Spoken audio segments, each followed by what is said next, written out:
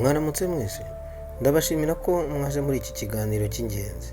Uyu munsi turiga ku bintu by'ingenzi bituma umuntu abaho neza, ubwenge bwo kubaho. Benshi batekereza ko ubwenge ari ibyo biga mu masomo y'ubumenyi gusa, ariko si byo. Ubwenge bwo kubaho ni uburyo umuntu ashobora kwifashisha kugira ngo arusheho kugira ubuzima bwiza, bufite intego kandi butajegajega imbere y'ibibazo by'ubuzima.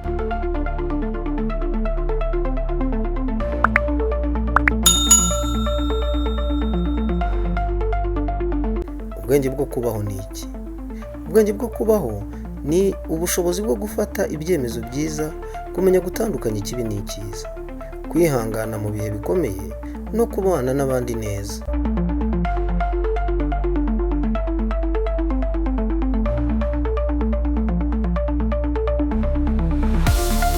Ibice by'ingenzi by'ubwenge bwo kubaho. Icya mbere, ubwenge bwo kwimenya no kumenya agaciro kawe. Icya kabiri, ubwenge bwo gufata imyanzuro myiza.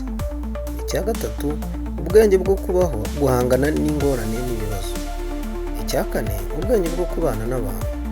Icya gatanu, ubwenge bwo gutega no gutegura ejo hazaza.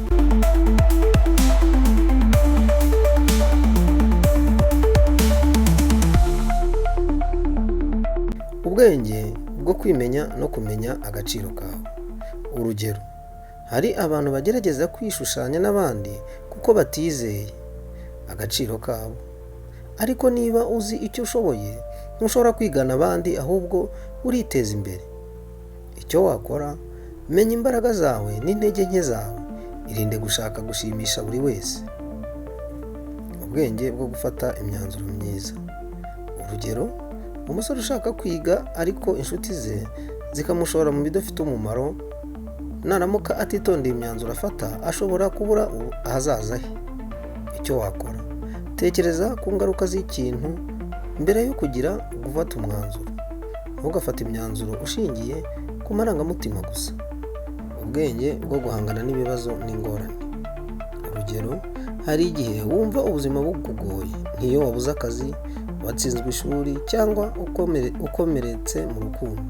Hari abishora mu nzira mbi, ubusinzi cyangwa ibiyobyabwenge, ariko ubwenge kubaho, shaka ibisubizo byiza aho gucika intege.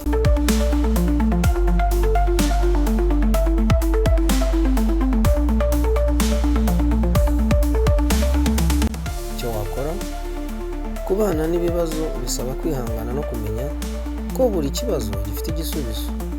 Ubwenge bwo kubana n'abantu. Urugero, hari abantu baba bagamije kugusha abandi, abo si beza. Kugira ubwenge bwo gutandukanya inshuti nziza n'inshuti mbi. Icyo wakora, hitamo inshuti nziza, irinda abashaka kukugusha mu bibi. Ubwenge bwo gutegura ejo hazaza. Urugero, umuntu ufite ubwenge bwo kubaho ateganya ejo hazaza he, ntapfusha umwanya we ubusa cyangwa amafaranga. Icyo wakora, shyiraho intego, uziteho kandi ukore cyane kugira ngo uzigereho.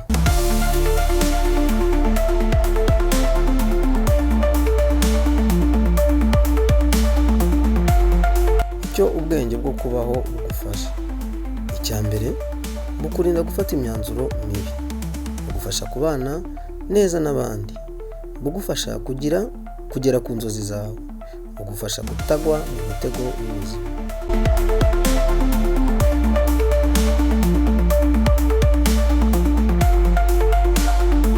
Mu gusoza, ndagira ngo mwibuke ibi bintu bikurikira. Ubuzima bwawe ni wowe ubufite mu biganza byawe. Nimba ushaka kuba umuntu ukomeye, tekereza mbere yo gukora.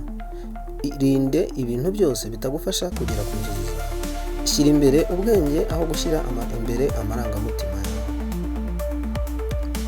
Ese ni iki wigiye muri iki kiganiro kizagufasha ejo hazaza?